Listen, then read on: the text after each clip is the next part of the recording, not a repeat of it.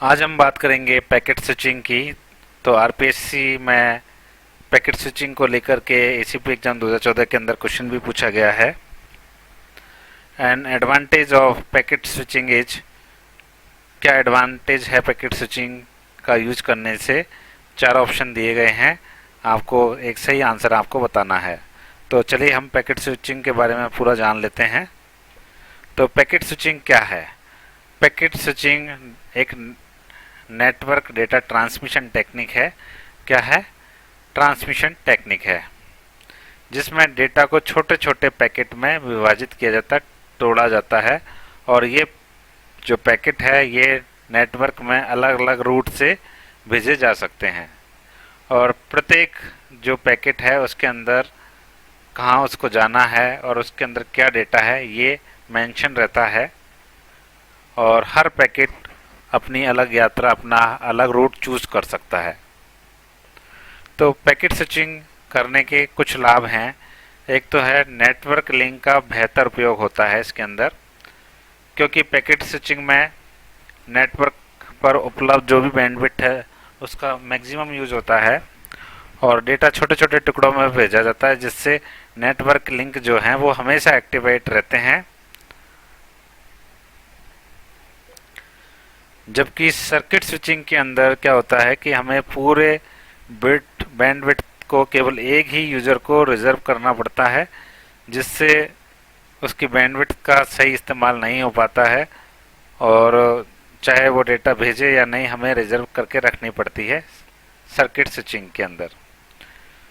दूसरा, packet switching use करने का फायदा ये है कि लचीलापन है, फ्लेक्सिबल है, क्योंकि अगर नेटवर्क फेल हो जाए तो हम दूसरे रूट से भी डेटा को भेज सकते हैं।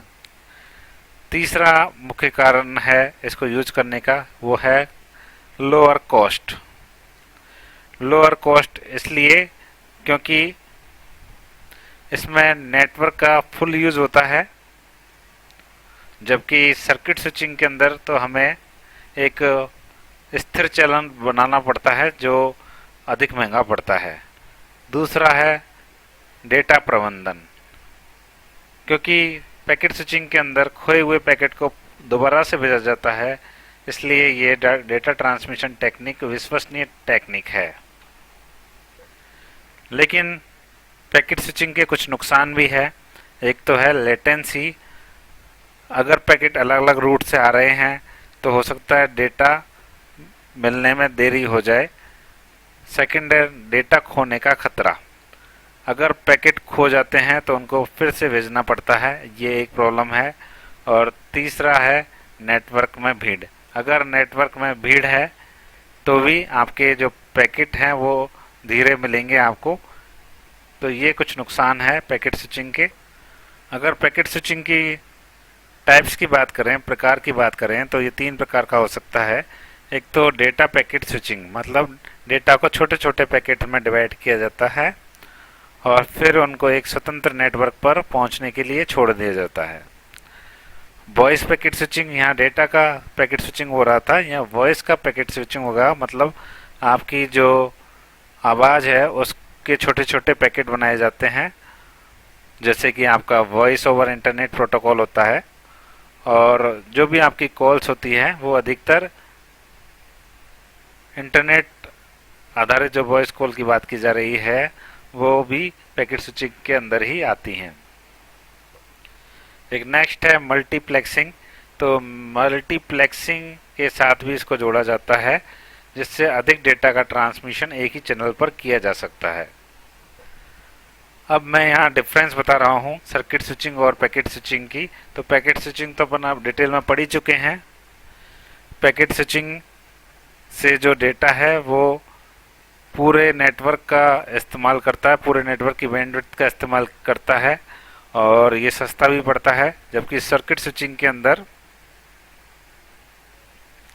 एक आपको रास्ता तय करना पड़ता है, स्थिर रास्ता, और वो जो लाइन है, वो रास्ता है, वो आपको रिजर्व भी रखना पड़ता है।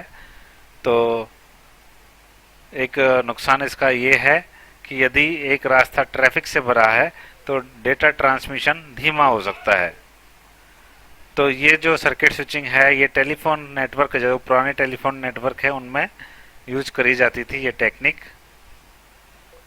लेकिन पैकेट स्विचिंग में प्रोपोगेशन डिले और वॉइस कम्युनिकेशन के लिए डिले गारंटी जैसी समस्याओं का आमतौर पर हल इसके अंदर पैकेट स्विचिंग में नहीं मिलता है। तो आप समझ गए होंगे पैकेट स्विचिंग के बारे में डिटेल में। चलिए अब क्वेश्चन पर आते हैं। An advantage of packet switching is, तो फायदा क्या है पैकेट स्विचिंग का?